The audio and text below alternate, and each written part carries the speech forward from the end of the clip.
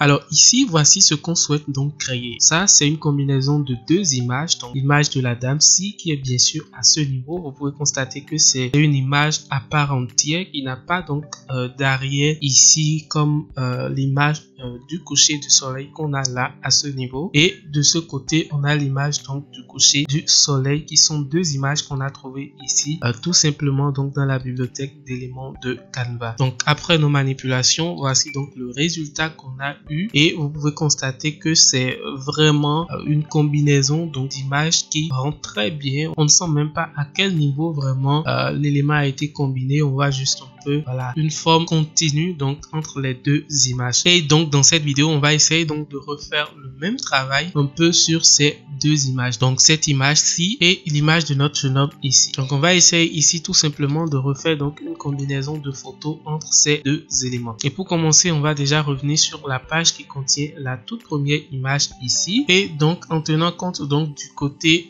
où on souhaite donc créer la combinaison, donc soit ici, on va essayer donc de disposer notre image sur la page ici. Alors ce que moi j'aurais souhaité, c'est vraiment qu'on ait un truc ici comme ceci, voilà, tout simplement. Donc un effet comme ceci où on a donc le soleil, le coucher du soleil de ce côté. Donc je fais comme ceci et je l'agrandis tout simplement pour occuper donc toute la page. Ensuite ce que je vais faire, c'est d'aller ici tout simplement donc dans la bibliothèque des éléments au niveau de la barre des ressources et rechercher gradient tout simplement. Donc ici je recherche gradient comme ceci et dans les résultats qui me sont proposés ici, je vais tout simplement essayer donc de choisir ce type de gradient. Donc vous voyez en fait le type de gradient que je suis en train de choisir ici tout simplement. Ensuite je vais cliquer sur R sur mon clavier et ajouter juste en arrière tout simplement voilà une forme comme ceci et maintenant je vais venir changer donc la couleur et de la forme et la couleur donc du gradient qu'on a à ce niveau là. Donc je mets que de la couleur blanche sur tous ces niveaux là. Je vais zoomer tout simplement pour me rassurer qu'il n'y a vraiment pas de ligne ici, créer donc de séparation entre les éléments. Une fois que c'est bon, je dézoome tout ceci. Je vais déjà commencer donc par bloquer cette image à ce niveau et je fais comme ceci tout simplement donc pour pouvoir mettre l'élément à ce niveau. Donc vous voyez un peu qu'est-ce que ça donne. Par contre, je voudrais vraiment que ce soit comme ceci tout simplement. Donc jusque là c'est bon pour moi. Essaye tout simplement donc d'avoir en fait cet élément un peu au milieu comme ceci pour pouvoir éviter donc lorsqu'on aurait donc réussi à faire la combinaison que une image prenne donc le dessus sur l'autre image. Donc là, j'ai fait vraiment ce qu'il me faut. Je vais commencer donc par grouper ces éléments. Faire CTRL C tout simplement pour copier l'élément et venir donc ici au niveau donc de ma deuxième image. Alors ici au niveau de la deuxième image, je veux faire le même scénario, mais cette fois-ci, l'élément que je veux ajouter, donc le gradient en fond blanc qu'on va utiliser va plus ou moins venir donc de ce côté. Donc déjà, je fais CTRL V pour coller l'élément. Ensuite, je fais une rotation comme ceci, rapidement. Donc un truc de moins 90 degrés tout simplement pour disposer l'élément comme ça et je reviens mettre l'élément comme ceci. Donc comme ça déjà vous pouvez voir un peu qu'est-ce que ça donne. Après je souhaite donc avoir l'élément un peu plus de ce côté, donc je l'envoie un peu comme ça à nouveau et je crois que c'est déjà bon. Mais avant de continuer, je vais déjà faire comme ceci, aller donc au niveau de position ici et envoyer donc l'élément en arrière-plan pour apporter quelques petites modifications à l'image ici. Donc les modifications à faire, donc je fais dans modifier une photo tout simplement et à l'intérieur ici je vais dans les paramètres d'ajustement où je vais tout simplement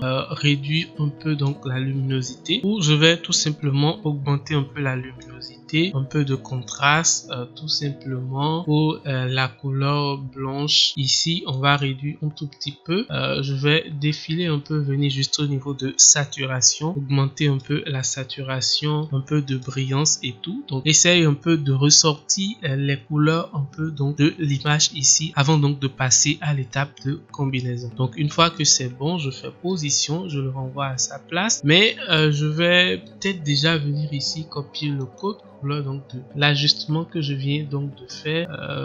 Là par exemple, on n'arrive donc plus à copier le code couleur, sinon que je vais devoir donc passer à l'ancien éditeur. Mais c'est pas grave, je vais utiliser donc la fonctionnalité copier le style et venir ici tout simplement et venir donc coller le style là tout simplement. Donc là vous allez constater que là aussi donc j'ai réussi donc à faire ressortir les couleurs. Et une fois que c'est bon pour moi comme ceci, tout simplement je vais commencer donc à télécharger les deux pages là tout simplement. Donc vous allez sur partager comme ceci, vous faites télécharger, ensuite format PNG. Pour les pages, on veut juste donc les deux dernières pages. On va peut-être les télécharger une à une justement pour éviter donc les questions de zip et tout. Donc je fais télécharger déjà. Ensuite j'attends que le téléchargement soit ok et je refais télécharger pour télécharger donc la page précédente. Donc je fais ça, je viens au niveau de la page 4 comme ceci, je fais terminer et je fais télécharger. Donc une fois que j'ai réussi donc à télécharger les deux images là, l'étape suivante c'est de venir donc essayer tout simplement donc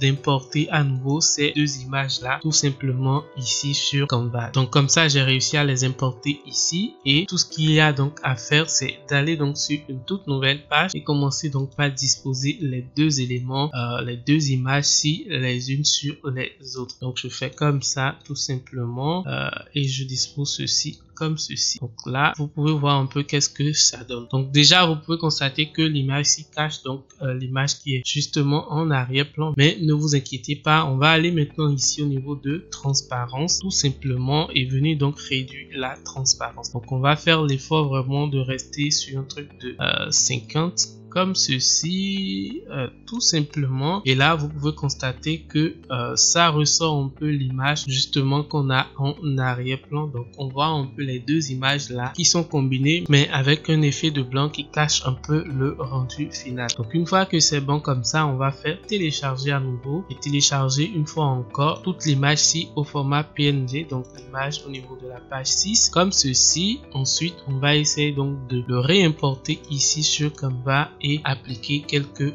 modifications. Alors ici c'est la dernière étape, c'est l'étape où on va essayer donc de ressortir les couleurs donc de notre image pour que on puisse donc avoir un truc combiné parfaitement ok. Donc pour cela on va aller ici au niveau de modifier une photo tout simplement et là on va donc dans les paramètres d'ajustement et ici on va essayer donc d'appliquer quelques modifications donc à l'image. Donc la première des choses qu'on va essayer donc de faire ici c'est de réduire tout simplement la luminosité. Donc vous réduisez la luminosité, je vais peut-être m'arrêter au niveau de -5 pour l'instant, venir ici au niveau de contraste, augmenter la contraste tout simplement, ensuite haute lumière je réduis tout simplement, pour les ombres je réduis également, ensuite ici au niveau du blanc je réduis un peu le blanc et je vais aller ici au niveau de la saturation. Alors au niveau de la saturation je fais comme ça pour augmenter vraiment la saturation. Ensuite pour brillance j'augmente tout simplement la brillance et